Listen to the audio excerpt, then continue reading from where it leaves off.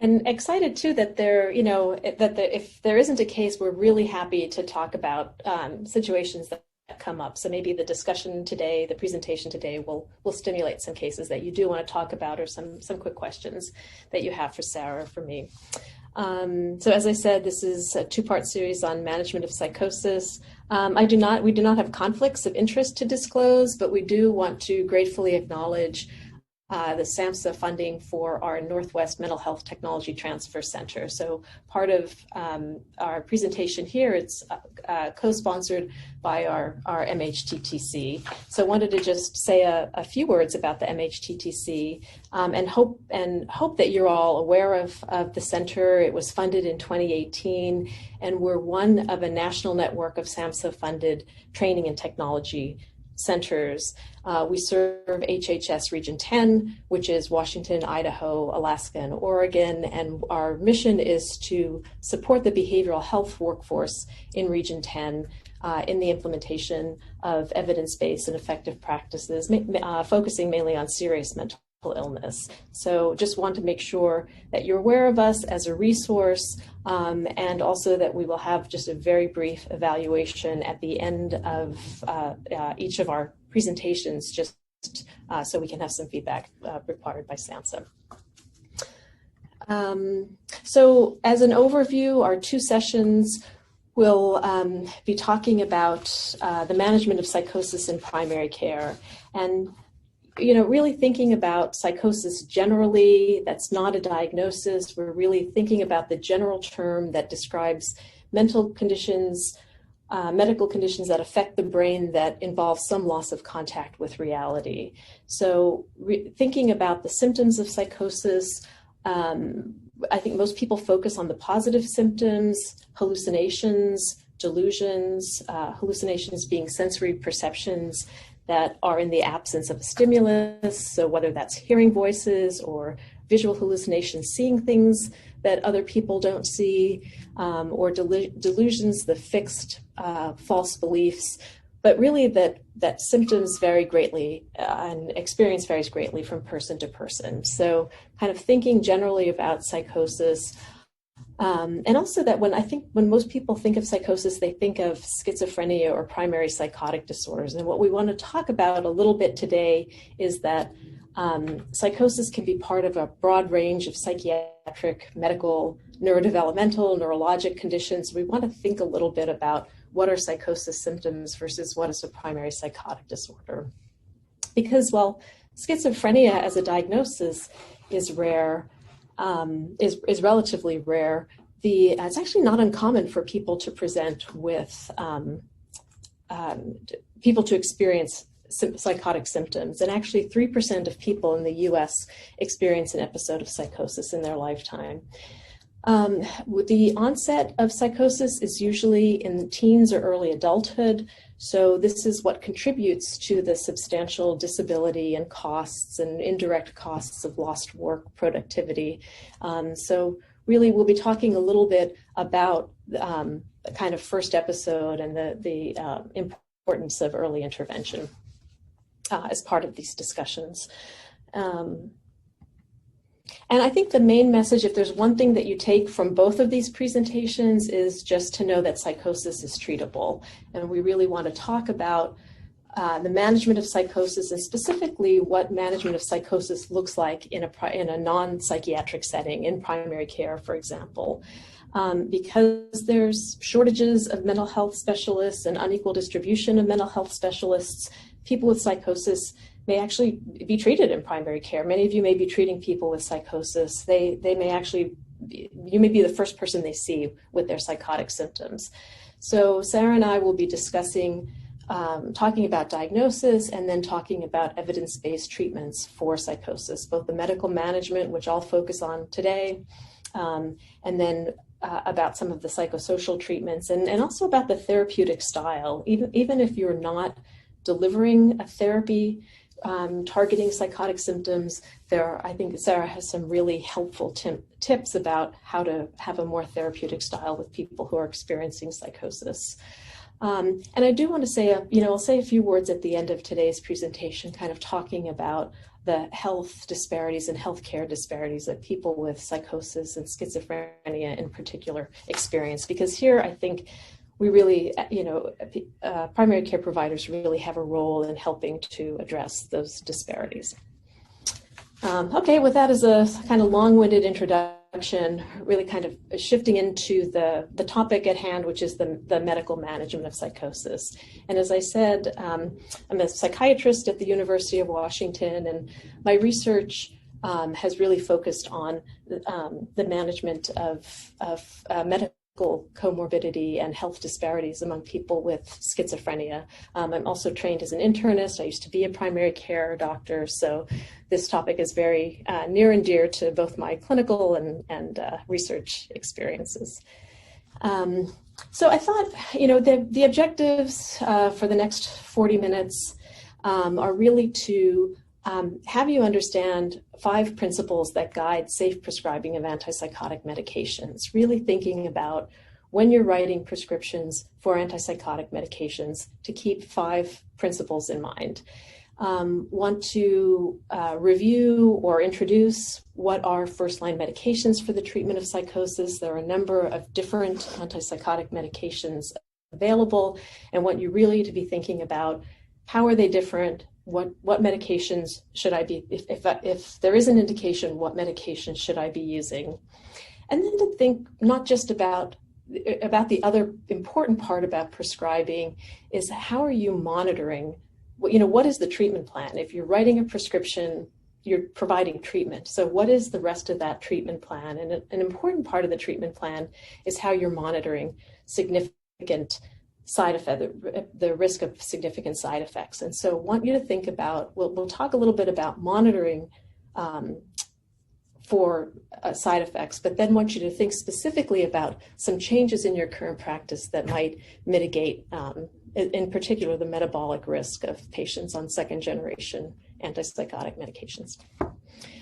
So to start with, just want you to think about, to kind of bring it back to your own practice, to think about the last time you wrote a prescription for an antipsychotic medication. And some of you may have never written a prescription for an antipsychotic medication.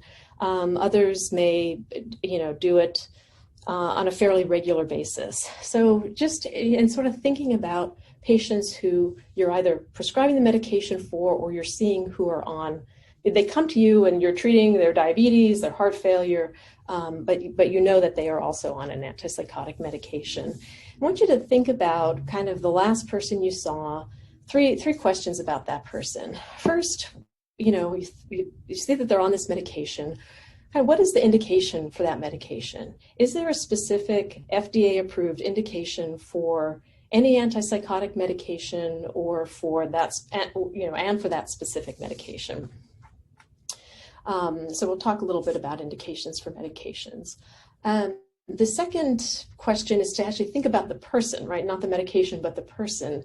And if there is an indication, is that person at particularly high, at an increased risk for side effects based on some of their characteristics?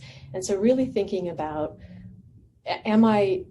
is the risk-benefit analysis different because of who this person is and some of their demographic characteristics or clinical characteristics? And in particular, one thing I want to focus on is really talking about people who have not been on an antipsychotic medication before, because there are really special considerations for people who this is the first time they're on an antipsychotic medication. And then the third question is to think about writing a prescription. This is treatment that I'm providing. What is the monitoring? And what is it that I need to monitor as part of this treatment? And if they're doing well, if I'm monitoring there's a treatment of a psychiatric condition, and monitoring both the stability of their psychiatric condition, but also for side effects. And is there some point where a side effect comes up and I need to make a change in this treatment plan? And how will I know how to do that? So that's kind of what we want to talk about this afternoon. So just kind of a big picture sort of overview, you may all be aware of kind of this epidemiologic information. It's actually more than 5 million people, a million adults in the US receive a prescription for antipsychotic medications each year. So that's about, almost 2% of the population. And this is actually data that came out of a very large, it was just published a couple of months ago, came out of a 5-year data from the NHANES national kind of probability sample of, it's the National Health and Nutrition Examination Survey. So it's like 20,000 people who are just kind of in community settings and reviewing their care. So it's a really representative sample. And so what this showed us is that there was some interesting characteristics of people who are prescribed antipsychotic medications, including that they're on a lot of medications, that they're on average treated with more than 2 additional prescription medications compared to people who are not on antipsychotic medications. And also that a third of patients who are on antipsychotic medications have been prescribed by prescribers who are not psychiatrists. And in fact, when this study looked at all ambulatory visits, there were antipsychotic medication prescribed in 1.7% of all ambulatory visits. So there's a lot of antipsychotic medications that are being prescribed by people who are not psychiatrists in ambulatory care settings. So I want to think about the quality of that prescribing, and it may be that that's an access to care problem, and that's a good thing that people are accessing care that they need, but it may also suggest that there's overutilization of these medications. So we want to think through what's happening in settings when these medications are being prescribed. And one important corollary is that other studies that have really focused at the treatment of schizophrenia across all settings by, the psychiatrists and community mental health centers, primary care providers, wherever, that people with schizophrenia are quite likely to receive poor quality medication management. So there's room for improvement in the treatment of psychosis kind of across the board. So we want to talk about what those quality measures are and what we can do to help improve. So I wanted to put these, I sort of said the first learning objective was to understand 5 core principles. So here they are. We'll go through them kind of one at a time and talk about what each of these means and how this might apply to your practice. But this is actually a set of guidelines that came out of something called Choosing Wisely that you guys may have, I hope you've heard about, but it's led by the American Board of Internal Medicine Foundation. And they basically have a larger charge to look across the practice of internal medicine and really support doctor-patient relationships, promote patient-centered care, and really target overutilization of medical resources. And one of the topics that they chose to highlight was the overuse of antipsychotic medications in primary care. And so they kind of worked with the APA, the American Psychiatric Association, to kind of distill these 5 principles. And so they are, kind of in no particular order, to not prescribe antipsychotic medications as a first-line intervention for insomnia.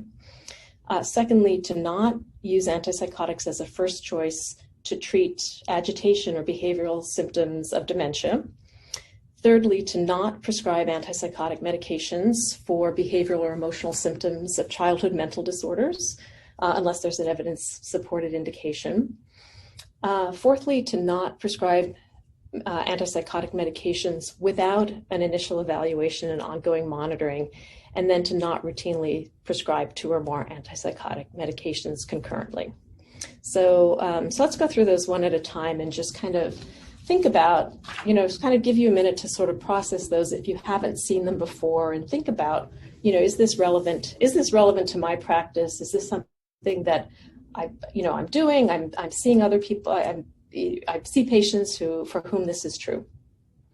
So the first principle was kind of not using antipsychotic medications to treat insomnia. And it is interesting that 4 of the 5 principles are when not to prescribe.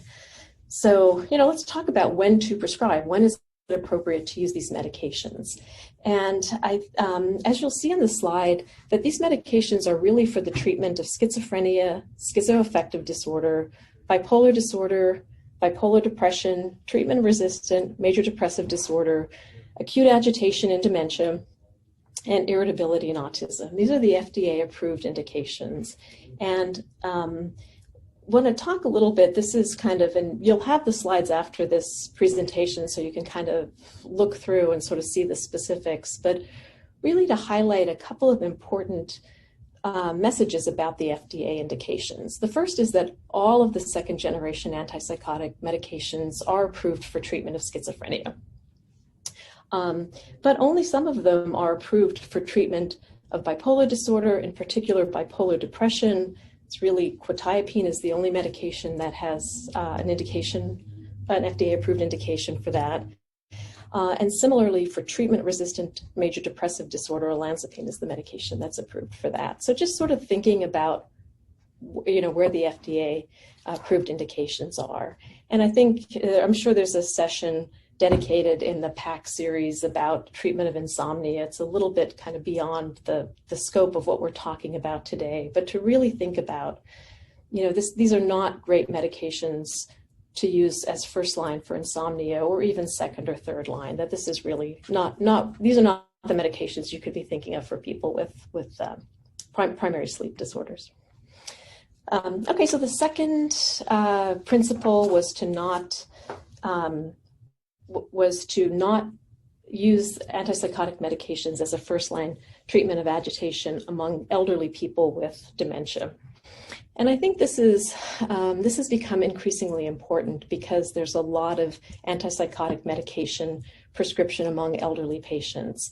And not only has the amount of antipsychotic medication use in the elderly population increased, but what we're seeing is that the amount of prescriptions by non-psychiatrists increases dramatically with the age of patients. So when we look at patients who are 20 to 34-year-olds, 70% of medications are prescribed by psychiatrists.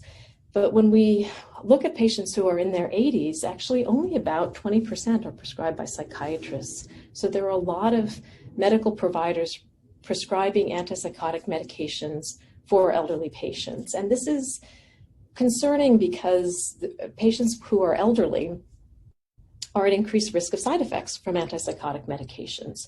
So we want to really think about, here's an elderly patient, you may even be a healthy elderly patient, but based on their age, is there a reason to prescribe an antipsychotic medication? So thinking again, people who have schizophrenia, it's absolutely appropriate at any age to prescribe an antipsychotic medication. But clearly this table on the slide is showing we want to reduce doses and want to think about what is the lowest possible dose that we need for this elderly patient.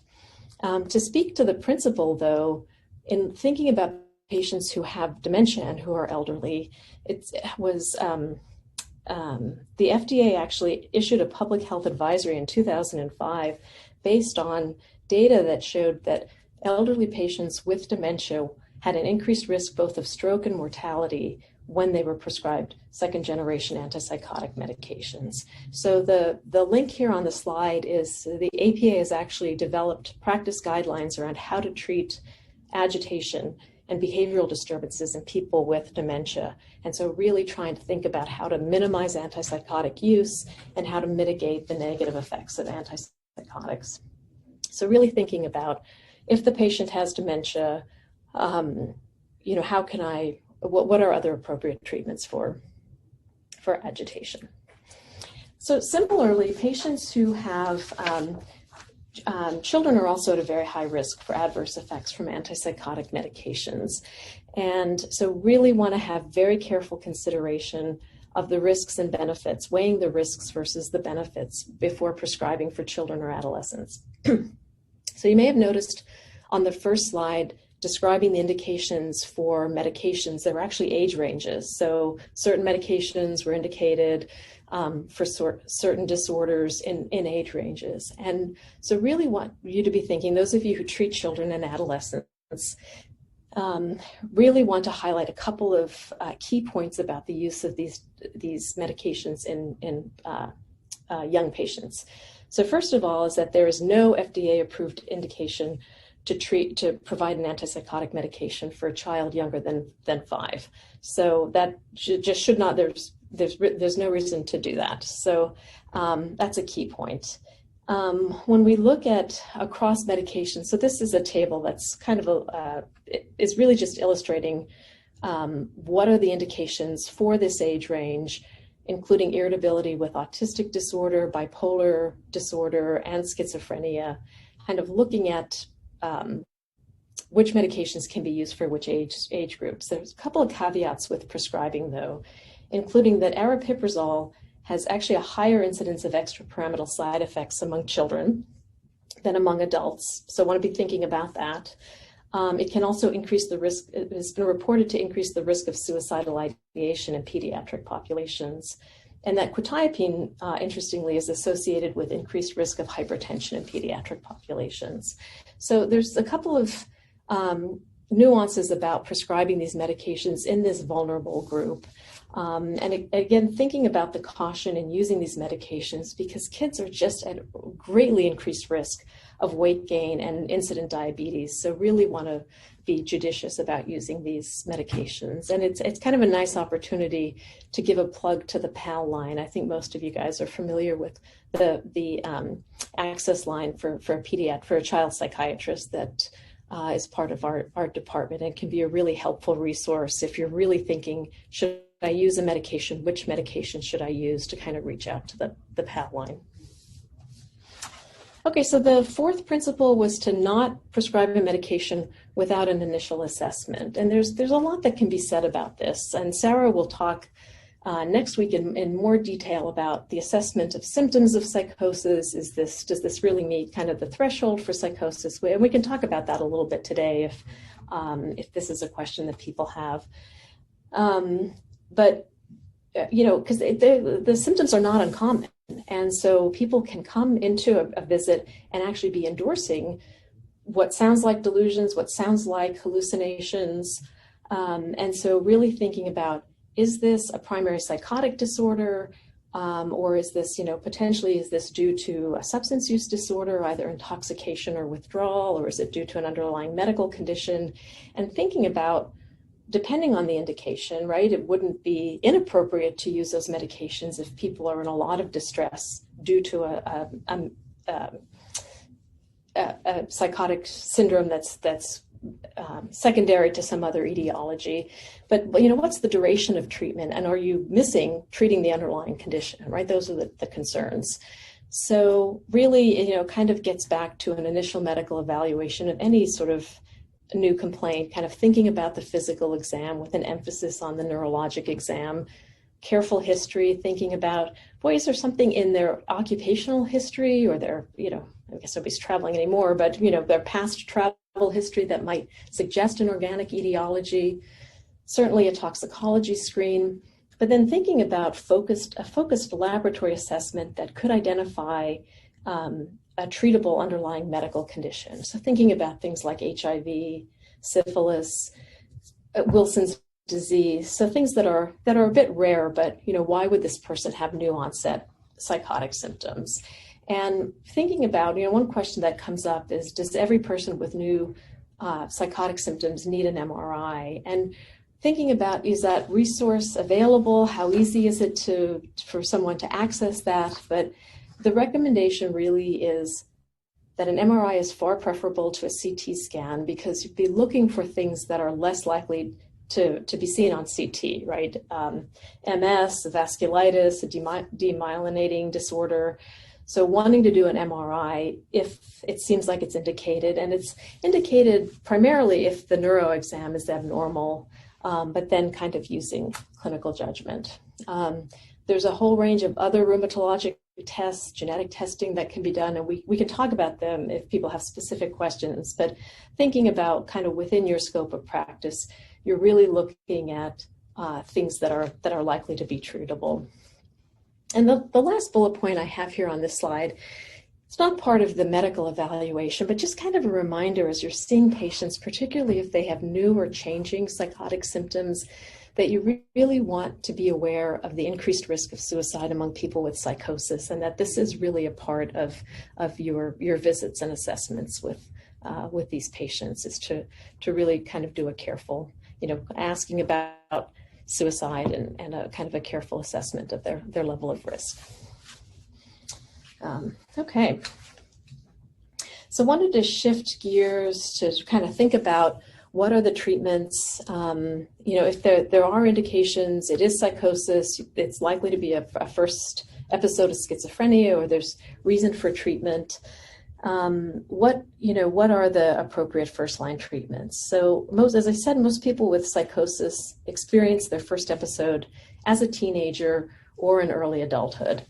And as a primary care provider, you're probably not going to be the first person, not typically the first person to identify psychosis, but you may be, right? I mean, somebody may not have access to specialty mental health care, or might not be clear to the person or their family that this is a psychiatric condition, so they're coming to you.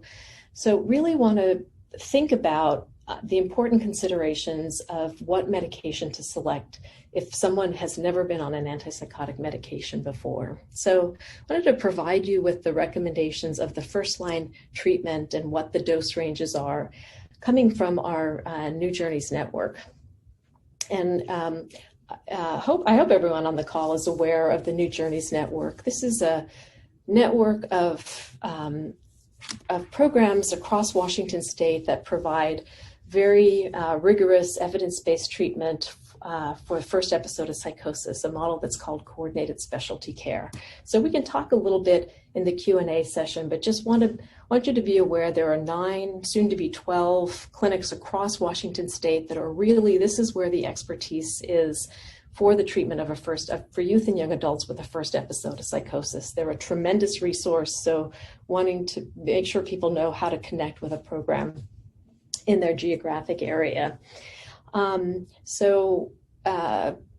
back to the point about the medications, there are a couple of things that you'll notice that these are the 3 first-line medications that we recommend for youth and young adults with a first episode. It is very important to think about the impact of the metabolic impact of medications, which is why these 3 are the first line. That about 80%, up to 80% of people who are prescribed second generation antipsychotic medications will gain weight. Kids are particularly susceptible to this. They can gain weight very quickly over the first month or 2 of treatment.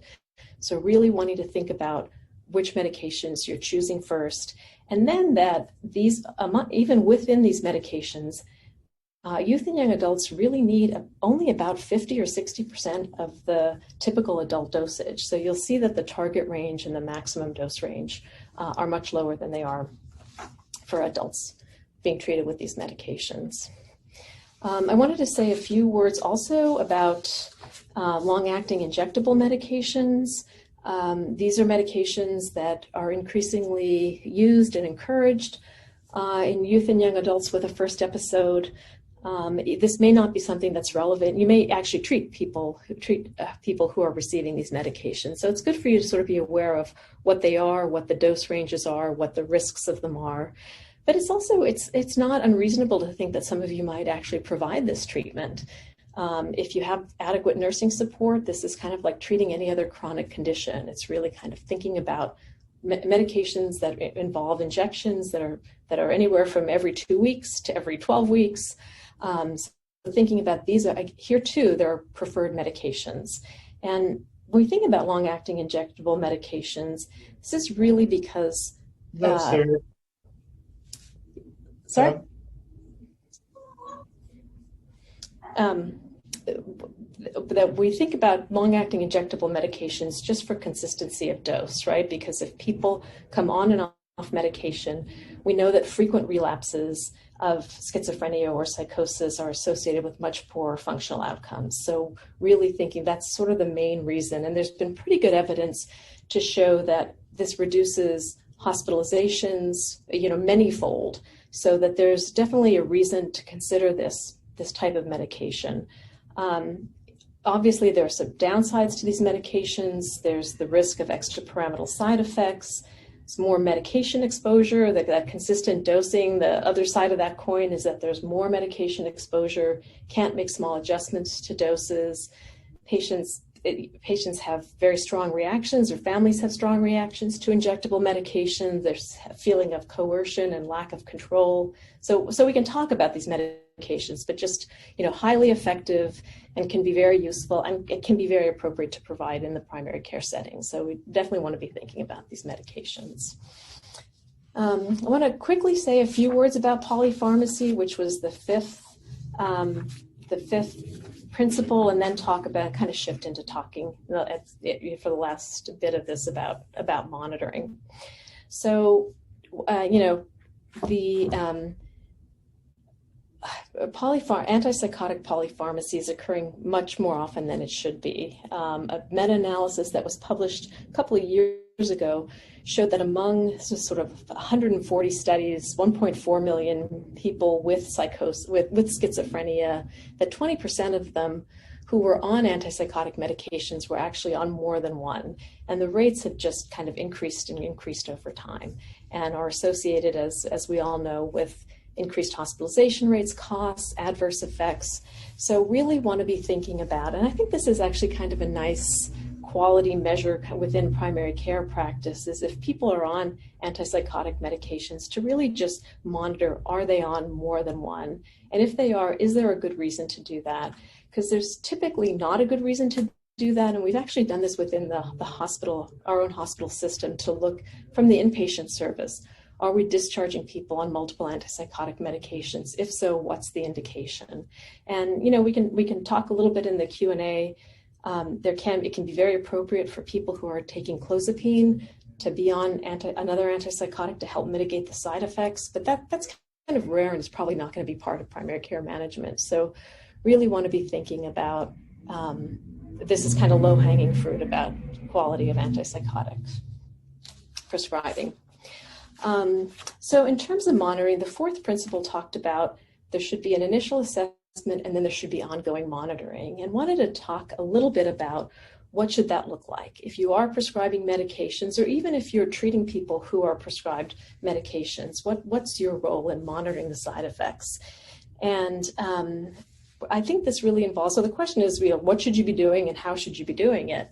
And the link on the bottom of this slide is the APA has just published in 2020, it came out, I think, in September, updated guidelines for the treatment of schizophrenia in adults. And so this is something that sort of carefully walks through the evidence and recommendations around initial assessment. So this is something that would be interesting for y'all to take a look at. But basically what it boils down to, there are kind of 5 major side effects, including weight gain and other metabolic side effects, and the motor side effects are the primary ones, prolactin elevation, and then obviously sedation. So really thinking about writing a prescription, I'm seeing someone on these medications, how am I tracking whether these things are happening? And one of the strategies that's very straightforward in terms of the how is to just have like a checklist, to have, this is actually an example of a checklist that is used by programs in New York State that basically lists the common side effects, asks, are you experiencing this, yes or no? And what are the questions I have, in this case for the psychiatrist. And I like this format because it's very straightforward, and it's typical kind of in practice where people are filling out kind of review of symptoms as they check in, filling out a PHQ-9, whatever they're filling out, to really just have them fill out, talk about, what side effects are happening and what questions they have for you as a prescriber. So this could be before your primary care appointment. And just, again, it helps sort of prompt you to think about, these are the kinds of side effects that we should be checking in on. I wanted to say a few words about the motor side effects, just to be sure that everyone's clear about what they are and what kind of monitoring would be helpful, and how to avoid them from reducing the likelihood that they will recur, catching them early, making changes so they don't become disabling to folks. And there are actually 4 different kinds of movement side effects that we want to monitor for people on antipsychotic medications. And we can think about them kind of on 2 axes. One is kind of horizontally, are they acute or are they kind of more chronic? They develop sort of over time. And then on this axis, are they things that are making people kind of more agitated, physically agitated, or are they something that would slow people's movements? And they have different kinds of treatment, right? They look different, and they have different kinds of treatment, and they have different kind of prognoses. So to kind of think about the acute symptoms, the acute side effects, people can have acute dystonic reactions. Some of you may have seen this or have had patients who've seen this. People will end up going to an emergency room with this if it's severe enough, but they'll get kind of a very acute severe dystonic reaction, typically sort of in their neck or head and shoulder region, and will need sort of, IM Benadryl or anticholinergic. But this is kind of acute, can happen after an injection, can happen with a dose increase, and typically needs acute intervention and resolves. Similarly with acute akathisia, not unique to antipsychotic medications, people can get akathisia on antidepressant medications, but this is kind of a generalized restlessness, can also be very severe, needs acute attention and intervention, often stopping the medication or treating with a benzodiazepine, but typically resolves with a change in the medication. The more chronic ones are, I think, the ones that we're a little more concerned about, sort of need to monitor over time and need to be thinking about patients who are chronically receiving these medications. And this is kind of thinking about the Parkinson. This is more typical of the first-line medications, the old medications, but with the high-potency newer medications, in particular risperidone or paliperidone, people can develop a Parkinson's-like syndrome where they look like they have Parkinson's disease. They can have a pill-rolling tremor, shuffling gait, kind of the masked-like face, or they can develop tardive dyskinesia. And I wanted to just kind of alert you to kind of the recommendation for monitoring for tardive dyskinesia. These are the abnormal movements that you may have seen in patients who are taking chronic antipsychotic medications. It can be things like tongue protrusion or lip smacking. They can also be movements in their arms or in their trunk. They're involuntary movements that are due to the dopaminergic effects of these medications, and really want to be. These are side effects that can be irreversible, so really wanting to catch these early. And so psychiatrists monitor with validated scales like the abnormal involuntary movement scale. And so if you're prescribing a medication chronically for a patient, the recommendation, I have a link here so you can see what the AIM scale looks like.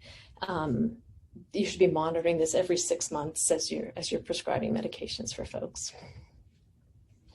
So a lot to say about that, and happy to answer questions as you sort of think about, this risk in patients on risperidone or paliperidone. Wanted to shift gears and talk about the metabolic side effects, just given the high prevalence, the great likelihood that patients will gain weight, the very significant risk of developing diabetes, and want to make sure that you're all aware that all patients on antipsychotic medications are at risk for developing diabetes, on any of the antipsychotic medications. So unlike kind of the general screening recommendations for diabetes, this is a high-risk group of patients and should be screened annually. So when we go back, I'm sure you guys have seen these guidelines have been around since 2004, the expert consensus guidelines on what is the metabolic monitoring for people who are receiving antipsychotic medications, and really, what should you be doing before starting a medication, monitoring weight, BMI, blood pressure, hemoglobin A1C, their lipid panel, and then similarly, these things should be repeated annually. And this slide sort of indicates the very significant risk of clinically significant weight gain in that first 12 weeks of treatment with an antipsychotic medication. So really, to the extent that it's possible, tracking weight much more closely during that first 12 weeks of starting a medication is really a critical period, because once people gain that weight, it can be very difficult to lose weight. So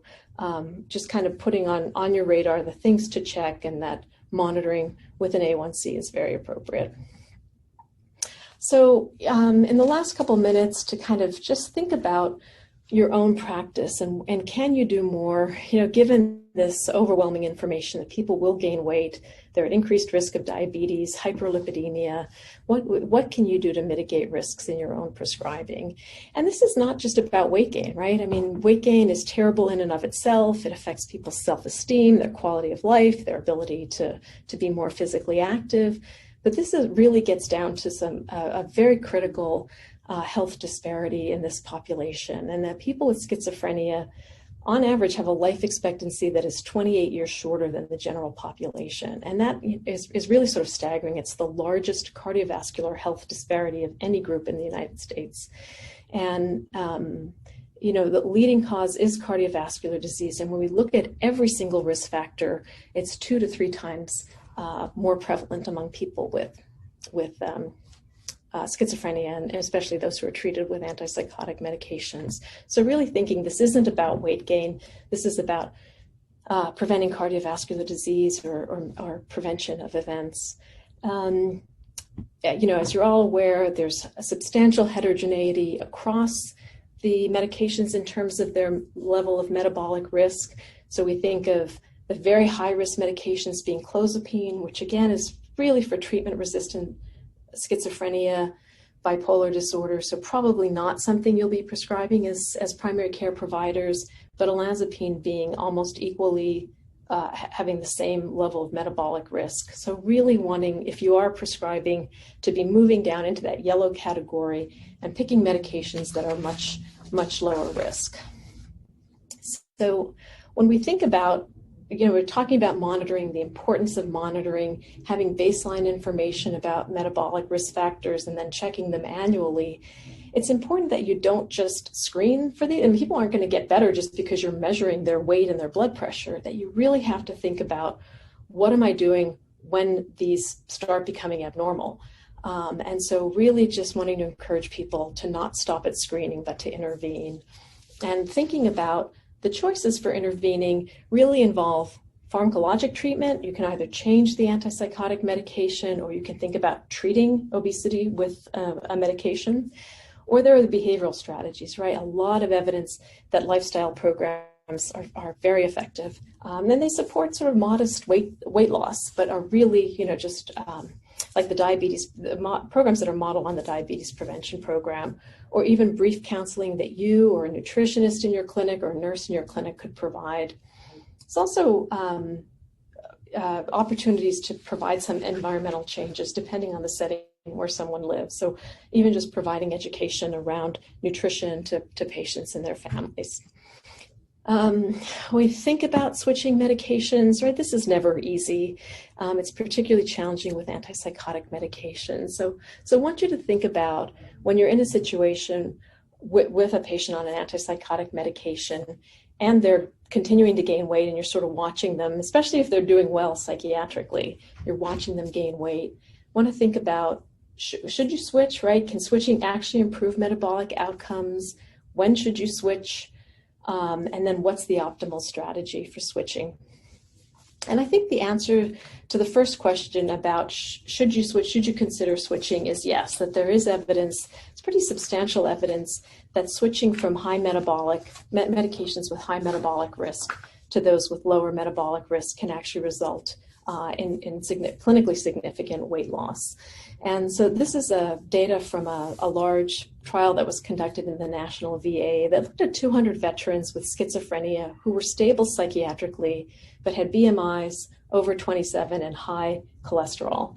And they were really looking at if they were currently on olanzapine, risperidone, or Seroquel. And if they switched them, they randomized them to either stay on those medications or switch to aripiprazole. What would happen to their weight and their cholesterol? And what we saw, sort of long story short, was that patients who were switched were much more likely, had significantly more weight loss and improvement in cholesterol. And the slide here is a reminder. It sort of shows the folks in blue who stayed on their medication did not really have much weight loss, but the people who were switched had significant weight loss, but the weight continued over the 24-week study period. So unlike the cholesterol, which kind of got better and then plateaued, the weight loss continued over the course of the trial. Thinking about when you might switch, I think the clinical threshold is if somebody's gained 5 to 7% of their body weight, but really any magnitude of weight gain that leads to people to not want to take a medication or to not be adherent to medication. And then certainly if somebody develops diabetes, it doesn't mean you must change, but it's a signal that you might think about changing. And, a quick word, we can talk about this more. I know we're kind of switching into our next phase here, but just wanted to kind of talk about the options for switching, because this can be challenging with any medication, certainly a challenge with antidepressant medications, but with antipsychotics in particular, we typically do this what we call cross-tapering. So instead of just abrupt discontinuation, like I'm stopping your olanzapine today and tomorrow you're starting risperidone at a therapeutic dose, typically continue the olanzapine for a period of time, slowly reducing it and slowly introducing the risperidone, or, don't decrease the olanzapine and start the risperidone. And what's interesting is that studies that have looked at this have shown that no strategy is uniformly superior. And so there actually is no real difference in terms of patient emergent symptoms or emergent side effects if you just abruptly discontinue a medication and start the next one. So it's something to think about. I mean, you have to kind of think on a case-by-case basis, what will this person tolerate? How fragile are they? But, is the risk of overlapping the medications, particularly for a prolonged period, is that actually the best strategy? It really is a lot more medication exposure and oftentimes may not be. So just kind of something to think about how you might switch. Don't want to say too much about medications for weight loss. There are 5 that are currently approved, most of which are not particularly useful for people with psychosis because of the risk of worsening psychosis. Certainly naltrexone and bupropion is something that could be considered. I think in light of the kind of recent study about the semaglutide is something, I think a lot of people will be talking about, so we can talk about kind of medications for weight loss, but not typically a great option for this patient population, with the exception of Metformin, which is actually not FDA approved for weight loss, but is something that has the best clinical trial evidence for effectiveness in this population. So kind of looking again at a clinical trial, people with schizophrenia receiving Metformin were very likely to lose clinically significant weight over this 16-week trial. So thinking again, risks and benefits of adding Metformin to their current regimen. This is something that psychiatrists are increasingly doing for patients with clozapine.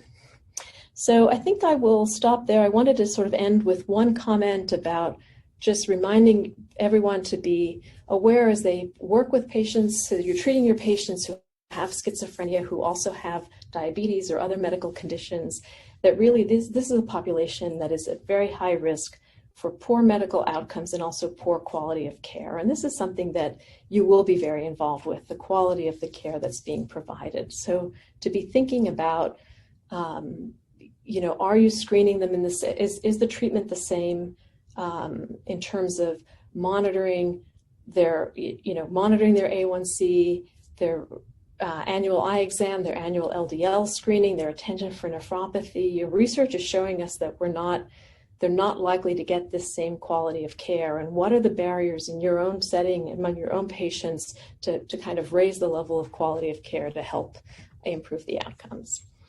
So, I'll end there with a couple of take-home messages that safe antipsychotic medication really involves baseline evaluation and monitoring and a judicious selection of medications. There's rarely a good reason to prescribe multiple antipsychotic medications at the same time.